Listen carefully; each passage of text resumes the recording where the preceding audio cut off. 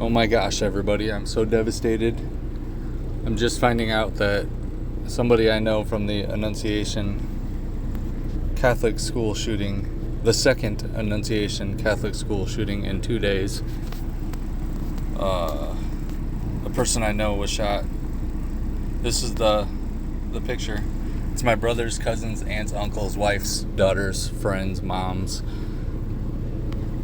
distant relatives, third cousin's mother, who was a teacher or paralegal or helper or something. I haven't made up the story in my head yet. But here's a picture of her right here.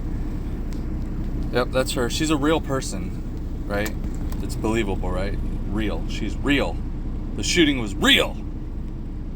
Just kidding, she's not a real person. All you have to do is do a simple Google search to find out that they have had the technology for well over a decade now to randomly create pictures of people who have never existed and tell you they were victims of a fake shooting. Oh, this guy was a victim of a fake shooting.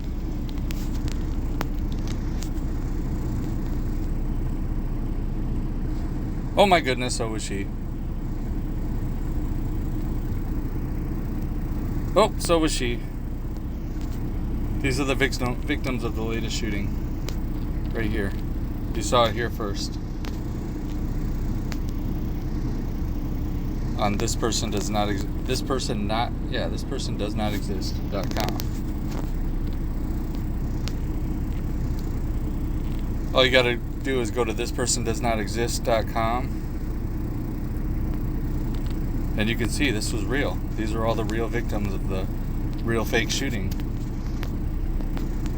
We've started a GoFundMe account for these victims. Donations are greatly appreciated. Please, we want it up in the millions because we want an elaborate, amazing celebration of life for all of these people. Or celebration of non-existent life.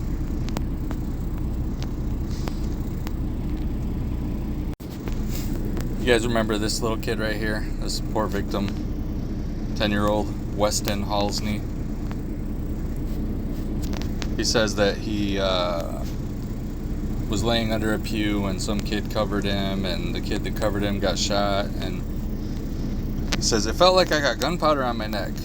But looking at this view, there's a pretty clear view of his right side of his neck, and there's no blood, no rash, no hole, no nothing.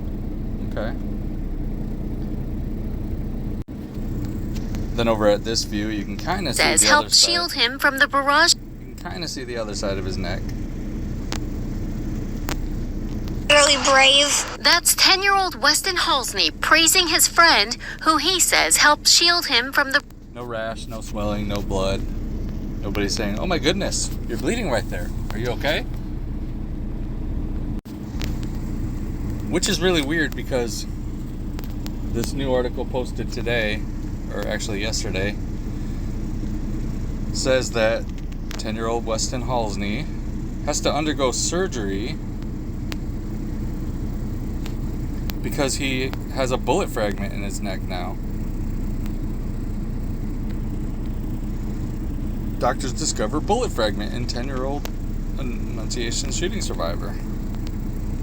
And they say it's right next to his carotid artery and they have to get it out and he might die, etc., etc. But he's talking, he's clearly okay and everything's good in all the videos, but yeah. Anyways, I digress. So again, his name's Weston Halsney, which is kind of weird because the supposed shooter's name was Robin Westman. Apparently they couldn't think of any other directions, like north, south, or east. They had to go with another Weston and Westman. Don't worry, at the next shooting they'll have a Northman and Southman. Maybe even an Eastman. We'll have to wait and see. Ooh, the suspense is killing me. Metaphorically speaking, of course. I was not actually shot.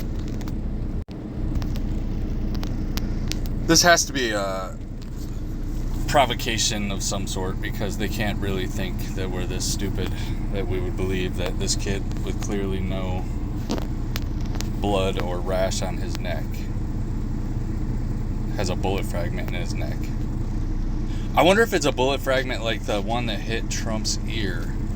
You know, that imaginary one, and they even show the picture of the bullet flying by, and if you line a credit card up with the picture, the trajectory does not line up with his ear.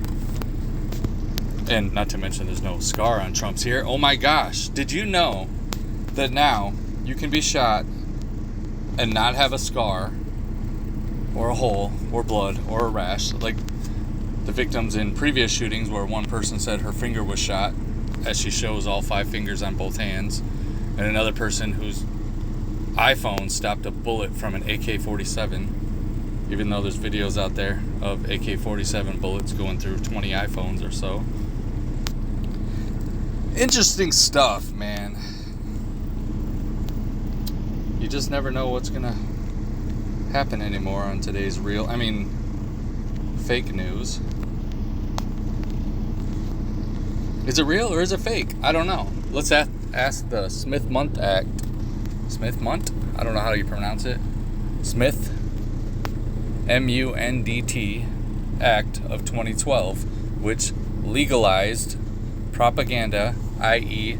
lying to the public through media to sway public opinion. Look it up.